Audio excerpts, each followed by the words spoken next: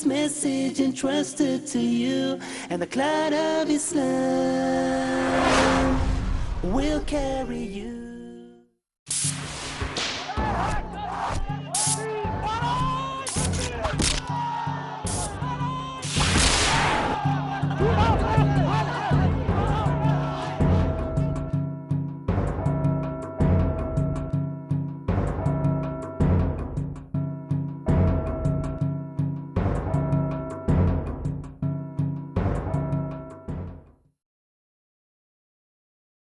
Fatih Makkah. People keep on giving reference about Fatih Makkah.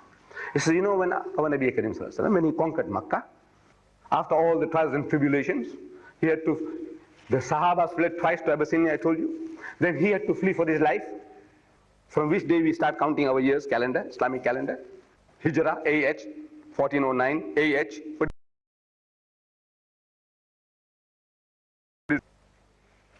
He calls the people. He said, what do you expect at my hands? What do you expect now from what you had done to me and mine? What do you expect from my hands now? So they understood his nature too well. They said, mercy, O generous brother and nephew. So he said, I will speak to you as Joseph spoke unto his brethren. Hazrat Yusuf alayhi salam. How he spoke to them. I will speak to you as Joseph spoke unto his brethren. I will not reproach you today. Go, you are free. He gave them all freedom, except 10. You see, we forget him personally and to his family. All forgiven, except 10. And our people forget the 10. 10, he says, these 10 chop, where you find them, chop off the heads. Subsequently, 6 of them were reprieved. Among them was Hind, that woman who cut out Hamza's body, took out the liver and chewed, not because she was hungry, for spite to show. Only thing our Nabi said, don't come in front of me, please, that's all. But he forgave. But out of the 10, 4 had to be executed. Among them was a woman. And this woman was a poet. Poetry is like newspaper. You see, the human mind, when something is said in a nice poetical form, it seems to make a groove in our mentality, and we have a tendency to repeat, whether you like the words or not. You see, you have a because it's musical, it's rhyming. It sounds like truth because it's rhyming. So, lampooning, disgracing, insulting the women of Islam. That woman, she was beheaded, and 3 others. The people who make mischief on the land, insults Allah and His Messenger, that you should kill them, execute them, or you crucify them, or you banish them from the land, exile them from the land. أَوْ يُنْفَوْا مِنَ الْأَرْضِ, cast them out, exile them, throw them out from the earth. ذَلِكَ لَهُمْ خِزْيٌ فِي الدُّنْيَا. This is the disgrace in this world's life.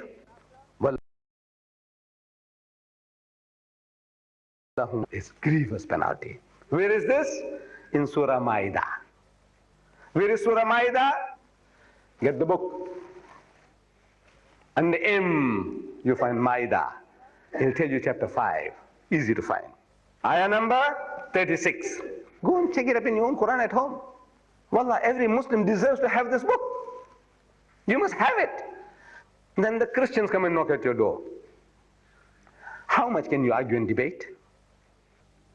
Nice, easy way. So you know what the Quran says about Jesus? He says, no. Open up under J. In this book, J. Everything about Jesus. First item under J, Jesus. A righteous prophet. Is a true prophet of God. This is chapter 6, verse 85. Number 2, his birth is described in 2 places. Chapter 3. So look, see what it says. Open up. Read it to him. Your neighbor. Whoever comes along, talk to him and say, you know what the book says? You don't know. You're passing judgment. You're taking up stance. Let's have a look. See what it says. Call them to your home for a cup of tea and some kusistas. And says, you know what the Quran says about Jesus? Says, no. Says, now open the book, chapter 3, verses 42. Read. Bismillahir Rahmanir Rahim. Wa is qalatil malaikatu ya Maryamu. So behold, the angel said, O Mary, Inna Allah astafaki wa tahharaki wa astafaki ala nisa'il alameen. That Allah has chosen thee and purified thee, chosen you above the women of all nations. Jesus even in the Christian Bible. Use it. Show them. We haven't done anything. Let Allah do the talking. Can you find a better advocate than Allah? You think you can do better than Him? You can do better than Allah? Look, He's doing it for you. And this man has presented to you in such a beautiful manner. So easy to read and to apprehend the message. And again I said, 5 rands. And if you can't afford it, I said, free. Please write and tell us why I should give you one for nothing. Tell us why. Not just because you are unemployed. You are unemployed, so you want for nothing.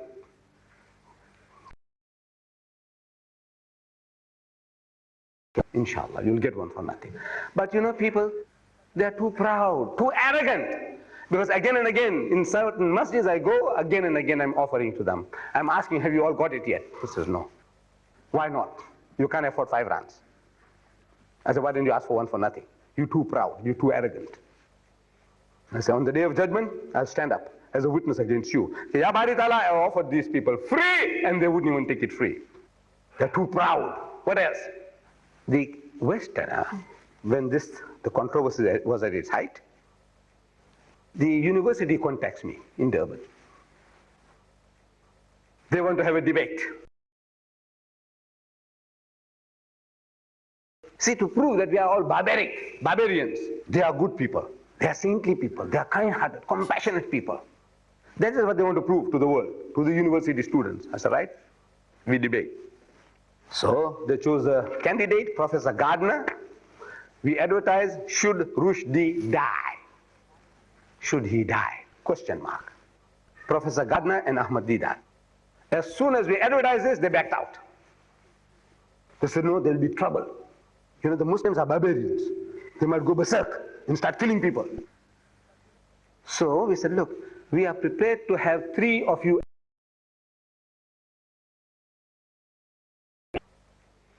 writers, great writers. We have 3 of you at a time, under controlled conditions. We have a studio, like the SABC TV. In Durban, we have our own studio. So in the studio, look, these cameras have been brought from Durban. These are all ours. We have been organized, alhamdulillah, into a situation where we can, you know, do something on the same scale as SABC TV. So under controlled conditions, come 3 at a time. No, I was only asking them 2 minutes.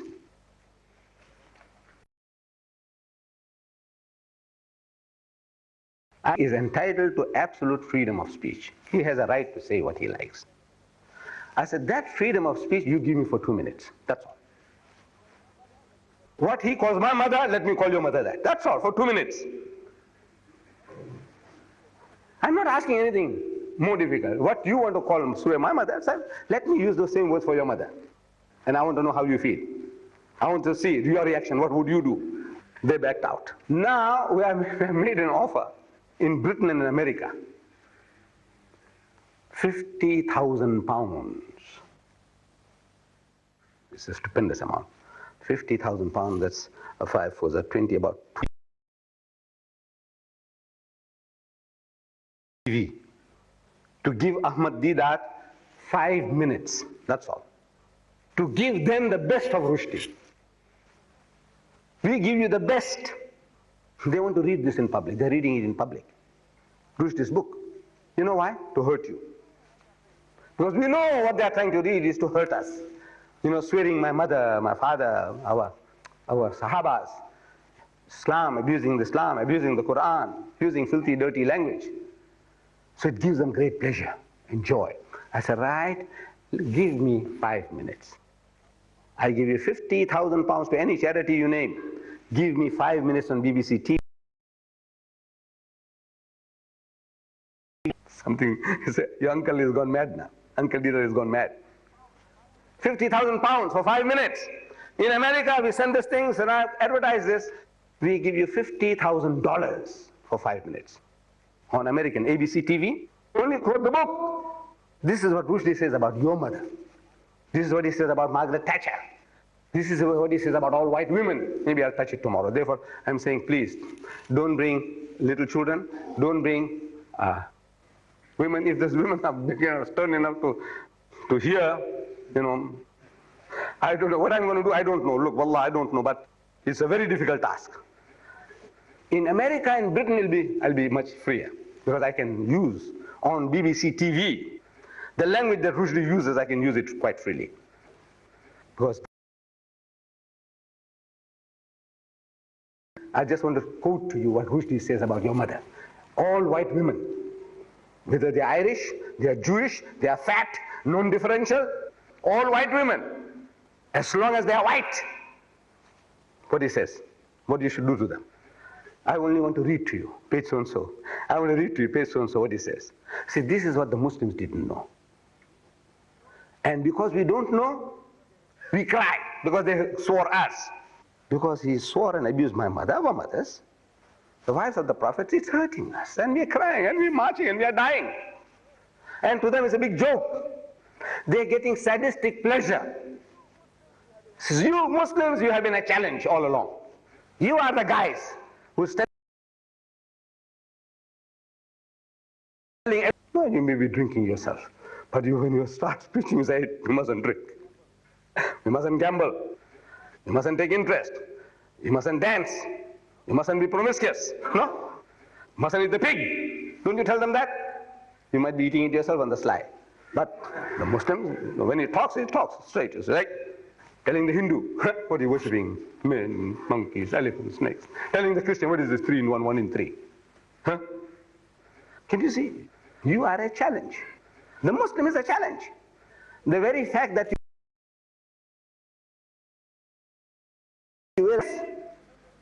after 300 years he failed with you. 300 years he had been hammering your fathers. You know that?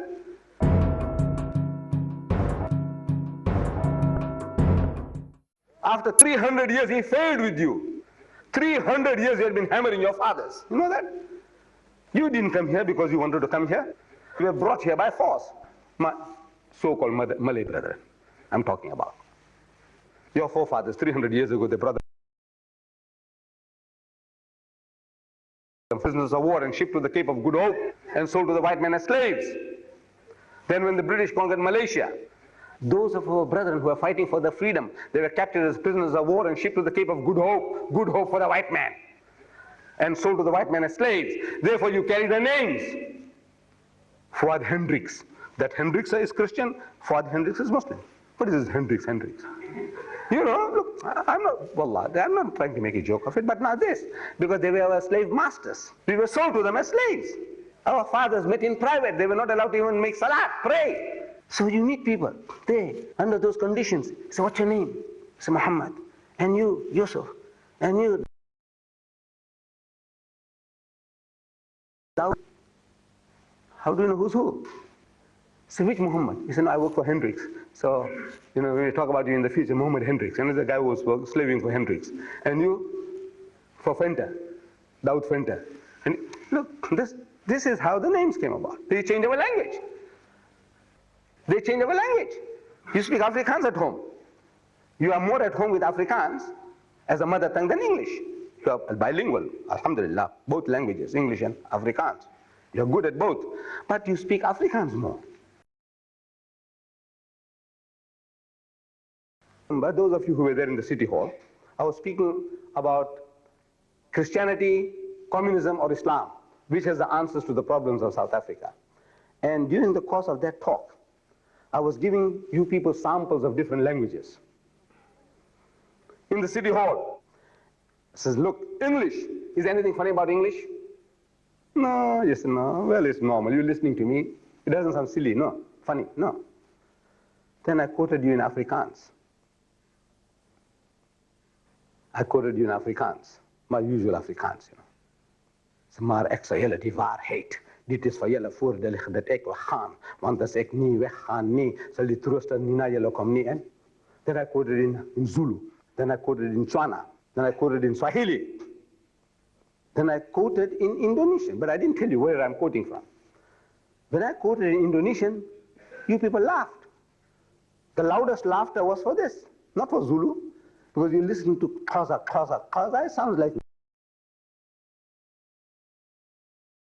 Goklah tanganku dan kakiku, inilah aku sendiri, jamahlah aku dan lihatlah, karena hantu tiada berdaging dan tulang, seperti yang kamu lihat ada padaku. And you people laughed. In the city hall, Cape Town. You laughed. Most of you are Malays. Malay Muslims, my brothers. Most of you are Malays, and you laughed. I'm asking, whose language is that? You say, you don't know. I said, that's your language, you fools. You laugh at your own language. Your own mother tongue is the silliest and funniest of them all. That's what you voted. The silliest and funniest language of all the languages I quoted you, the Lebanon. You voted to be the silliest and No, I was only trying to prove a point. I said, you see, if you are taken away from a language for a long period of time, you never heard your own mother tongue. Because Malaysian and Indonesian, identical. If you didn't hear it for 300 years, you know a few words. Pisanci, labarang, you know a few words. But now when I say, Goklah, tanganku, dan kakiku, inilah aku sendiri, people start laughing. I said, you know why you're laughing? Silliest? Yes, it's the silliest. I said, that's your mother tongue. That's what has happened. After 300 years, this is what they've done to you. Hammering, hammering, hammering. Instead of subjugating you, to Christianizing you, you have come out one of the most militant Muslim communities in the world. That's what I was boasting. But when I met the Afro-Americans, you know, the American Negro who has become Muslim, I found that he was a little more militant than us. But we are still second most militant. Wallah, the Muslims, most especially of the Cape, you voted that Rushdie must back according to the Sharia. There was nothing wrong with that. And we have nothing to apologize for. Now, tomorrow night, he says, now let's turn the tables. We've got to turn the tables. I'm telling people, don't cry. Because when we cry, it's a great joy for the enemy. He's feeling happy. He says, hey, we got the Muslim this time. See, one of your own is doing this to you. He's getting pleasure, sadistic pleasure in our pain. I said, stop crying. Now as you see how you turn the tables. It's a principle, the same principle that you use against the Jews, the Christians, the Hindus, the atheists, the agnostics. Same principle you use here. There's no difference. Anytime, anything, anybody claims, your burhan, your proof. The trouble is, we didn't read the book. I'm not saying that we must read the book, it's banned in this country, it's finished. But the people that are there, they must know what other thing the guy says that we can use against the enemy. We need a sharper thorn to take out a thorn. Use the same, his own, against him. There is no better way to fight him. Instead of crying, squealing, wailing, it won't help. So inshallah, if you, my brothers, are there, most especially, I'm discouraging the ladies from coming, and especially also prudes, you know, people who are too sensitive, hypersensitive. I might utter a word, and then all your life, that's the only word you'll remember. So I did that. I thought he was a saint. No, whatever I'm going to do, I don't know really tomorrow night. But I like you to be there, and I hope you are strong enough to take what I have to give. And with these words, I'm very, very grateful to this, your congregation, for at short notice creating this opportunity for me to come and share my thoughts with you on this guy Rushdie. And if there are any questions regarding what I have said or anything else pertinent around the topic, I'm at your disposal. Any question? Yes, my brother. Muslim. He was born to Muslim parents. But you see, they were a little more affluent, means a little rich. So they sent the son at the age of 13 to England for education among the whites. And, once you are in that atmosphere, you see all the freedoms you enjoy, all the straitjacketing is gone. Now he can eat pork chops, now he can dance, now he can drink, then he starts going with these white girls. See? So day by day he's going further and further away, and he's studying. He's a brilliant man, he's a clever devil, because Shaitan was not less clever. Shaitan, Iblis, if you remember from the Quran, that he is challenging Allah. You know that? Shaitan, Iblis. People, I'm going to take them off, and take them off to hell. That guy is clever. Shaitan was very clever. This guy is also very clever, clever devil.